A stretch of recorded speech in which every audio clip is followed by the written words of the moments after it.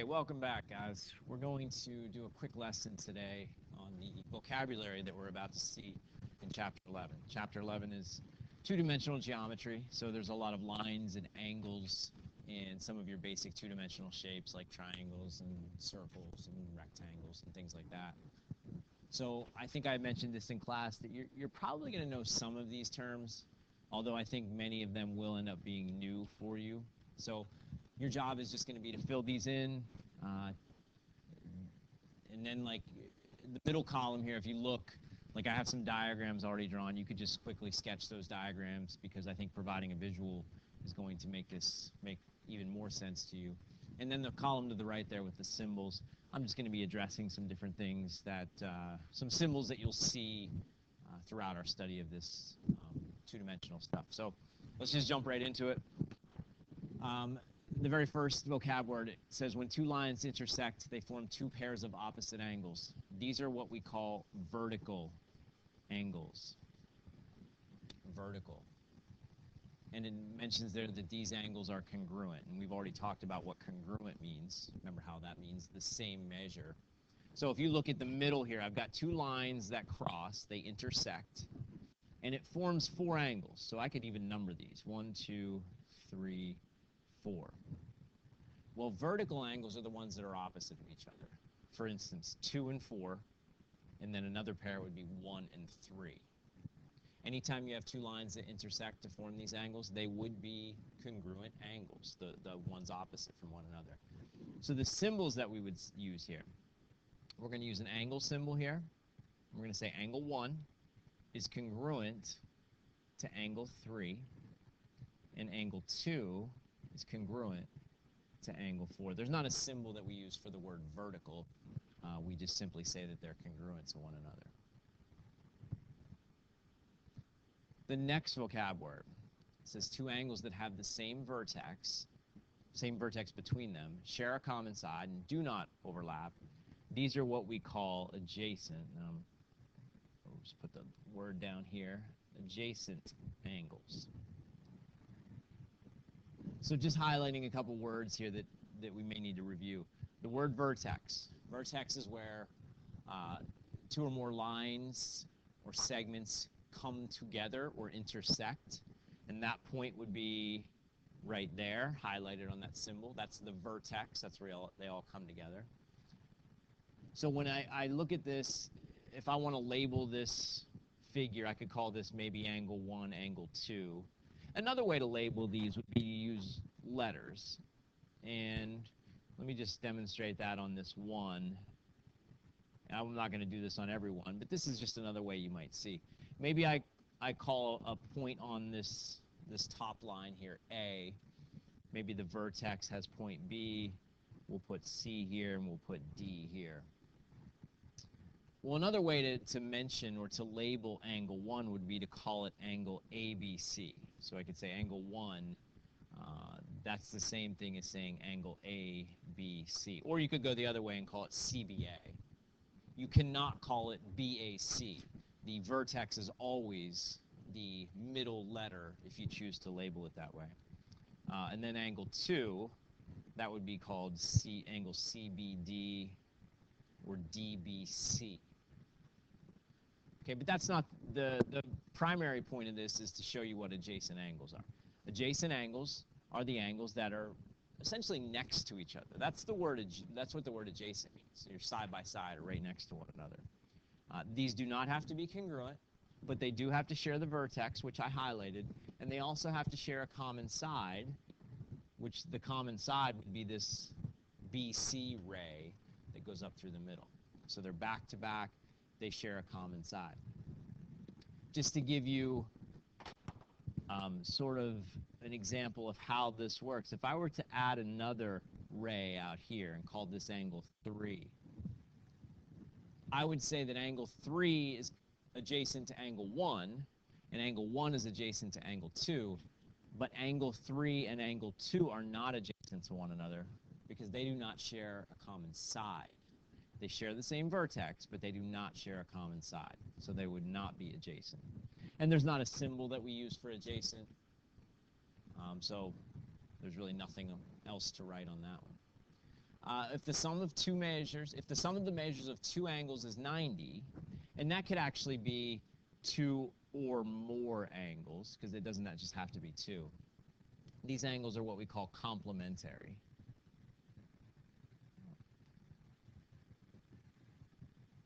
Complementary angles. And we all know what a right angle looks like here. So if I label this with the box in the middle, again, I'll call this angle 1, angle 2. What we're saying here is angle 1 plus angle 2, sum, is going to add up to 90 degrees. And there's no symbol for complementary other than to say angle 1 plus angle 2 to 90 degrees. Sometimes you'll see the letter M in front of the angle sign.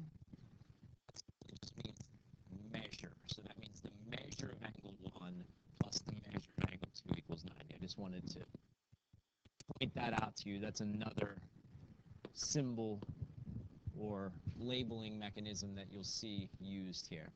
So that's supplementary. The other kind here is when they add up to 180. These are called supplementary. And again, it's two or more. I could have as many as I want. And they don't have to be adjacent to one another. They don't have to be even attached to one another. And you'll see that as we go through. But we know that, and I know you have heard this before, a straight line has a measure of 180 degrees. So this entire line here, we would say, has a measure of 180. Well, that means if I add in this angle 1 plus this angle 2, they simply just form this straight line, right? Because this angle here added to this angle here, if I put them back to back, they create that straight line. So we would say angle 1 plus angle 2 is 180. And I mentioned this before, that it doesn't just have to be two sides, or two angles rather. I could put a third in here and say, okay, well, put that there, call that angle 3, and then I would just say, well, angle 3 plus angle 1 plus angle 2, they all add up to 180. But the word there is supplementary. Here's a phrase, or I'm sorry, here's a vocab word that you're probably familiar with. This is typically one that we know. Two lines that intersect to form a 90-degree angles. This is what we call perpendicular.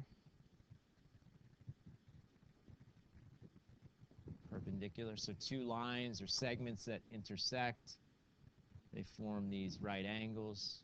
I only have to put one of the boxes in there because if that's a 90-degree angle, this is a straight line, so that means this angle here has to also be 90. This is a straight line, so this has to be the other 90, and then of course that would have to be 90 there as well. Okay, the symbol for perpendicular would just be kind of an upside down capital T. And what we would do is we label lines most of the time by letters. So I could call this like line A, call this line B, lowercase letters. So I would say A is perpendicular to B. Okay, or another way to label it would be with points on the line. So if this is A, for instance, and this is B, put point C and D, we could say that segment AB is perpendicular to CD. Or if these were lines, I could call them line AB's perpendicular to line CD. All right, at the top of the next page here, we know this one. Two or more lines that are in the same plane, they're never going to intersect. Those are parallel. All right, parallel lines simply just travel on side by side. Probably should put the arrows on here to symbolize that they are lines. So these are always going to run parallel or side by side. They're never going to cross one another. We would just call it, like if I called this line L, line M, we would say L is parallel to M. We use two vertical bars to symbolize a parallel. And you can have, like it says here, you could have more than 2 lines parallel. I could add a third or a fourth or a fifth line. It doesn't matter. You can have as many as you need running parallel. Okay? And this other one is kind of a similar concept. It says a line that intersects one or more. Oh, I'm sorry. I was thinking of something different. Don't worry about that. Let's go on to the next one. A line that intersects one or more lines in different locations. This is what we call a transversal. And the remaining vocab terms here are all related to this concept of a transversal. So what I'm going to do is I'm actually going to create one diagram here. And you can do this with me. I'm going to create 2 parallel lines like this. And I tell you what, I'm sorry, I'm trying to put arrows on this thing, see if this will work. There we go.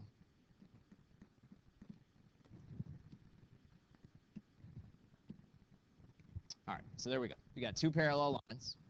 And I'm going to have a third line, which is my transversal. It will intersect these lines in different locations. So I'm just going to put another line that kind of goes through like this. Okay. And that would be called a transversal. Now what happens here is that when the transversal intersects the 2 parallel lines, it creates several angles.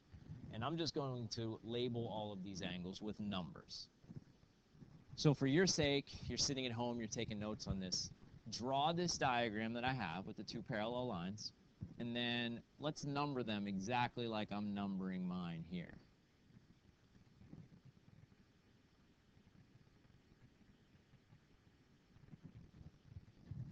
So it created those 8 angles that we're going to address.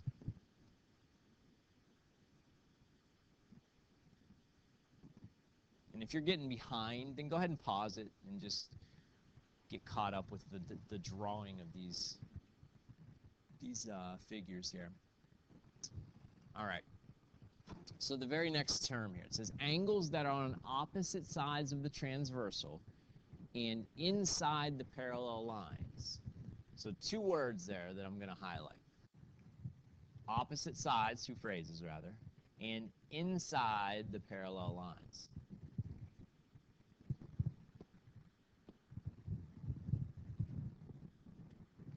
Well, if I look at my diagram, if they're inside the parallel lines, that means that we're talking about between these 2 parallel lines here. So I'm talking about angles 3, 4, 5, and 6. That's what it means to be inside the parallel lines. And then they're on opposite sides of the transversal. So one is on one side, the other is on the other side. Okay? Not only opposite vertically, but opposite horizontally. So what I mean by that is I'm talking about something like angle 3 and angle 5. Another pair would be 4 and 6. Now these are what we call alternate interior angles. Alternate interior angles. Think about it. Alternate because opposite. Interior because it's inside. Alternate interior angles are congruent assuming the lines are parallel. So if I called this line A and line B, if A is parallel to B, so line A parallel to line B, then that means that angle 4 is congruent to angle 6, and angle 3 is congruent to angle 5. That's all contingent upon the lines being parallel. If those lines are not parallel, then I can't say that the alternate interior angles are congruent. Okay, so using the same diagram, I'm not going to draw it again, we'll keep referring back to it. The next vocab term, angles that are on the same side of the transversal, so that's different from the one up above, on the same side of the transversal and inside the parallel lines. those are called something else. Well, we're talking about same side, so like something, I'll have to circle this, 3 and 6, because they're inside the parallel lines and on the same side. And then the other pair of that would be 4 and 5. Those are what we call same side interior angles. The good part about all these vocab terms, or at least these ones, is that they're very literal. These are on the same side and they're on the interior. Now, if you look at like 3 and 6, for instance, when you look at those two angles, do not look congruent. And in this case, they wouldn't be congruent. Now, they could be congruent, and we'll talk about that at another time, like when would they be congruent. But here's the rule. If the two lines are parallel, so again, if A is parallel to B, then what we're going to say is that 3 and 6 together are supplementary. If you remember what that means from before, it means that they add up to 80 degrees. So we would say that angle 3 plus angle 6 is 180 degrees, as well as angle 4 plus angle 5 would be 180 degrees. Because if you think about it, we're gonna make this connection here. If I said 3 and 6 are supplementary, that should make sense because 3 and 5 are congruent. They're the same size.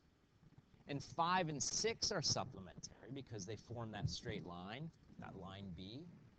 So if 3 is congruent to 5 and 5 is supplementary with 6, then that must mean 3 is supplementary with 6. And the same logic applies between the angle 4 and 6 too, or so I'm sorry, 4 and 5 as well. I know there's a lot of terms being thrown around here, and it can get kind of confusing.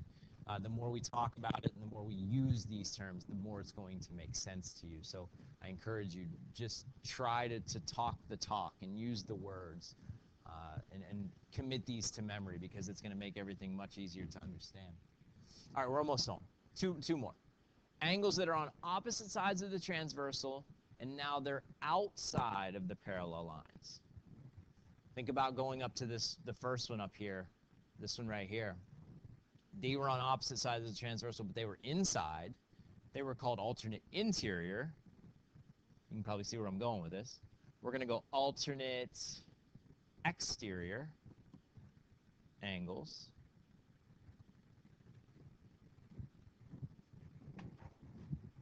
Alternate exterior. Now, I'm going to clean this up a little bit.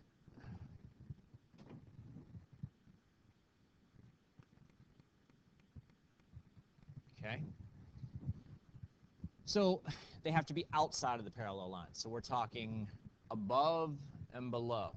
So we're looking at angles like 7 and 1, because they're outside of the parallel lines and they are on opposite sides of the transversal. Another pair would be 8 and 2. Those are your alternate exterior angles. And going back, like we did before, if these two lines are parallel, then that means they're congruent, the alternate exterior angles. So we're talking angle 2 is congruent to angle 8, and angle 1 is congruent to angle 7.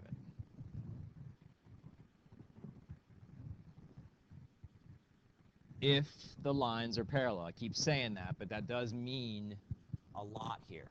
Because if those lines are not parallel, then we're not going to say that the alternate exterior angles are congruent. All right, our last one. Angles that are in the same position on the parallel line in relation to the transversal.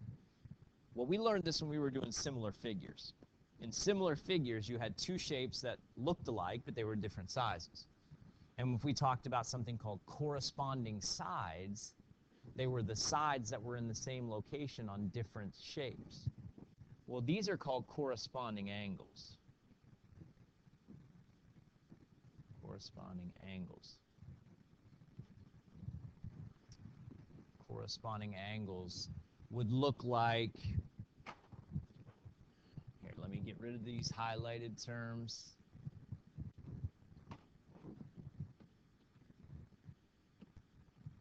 Okay. The best way I can describe corresponding angles is this. Imagine that I cut this diagram right there, and I placed the top 4 angles, like these 4 angles here, I set them down on top of the bottom 4 angles. Just pick it up and you set it down on top of them. The angles that line up are corresponding angles. So then imagine that. If I cut them and put them down on top of one another, angle 1 is going to match up with angle 5. Let me highlight that. 1 matches with 5. Angle 2 matches with angle 6. It would set down right on top of it. Angle 4 sets down on top of angle 8, and angle 3 would sit down on angle 7.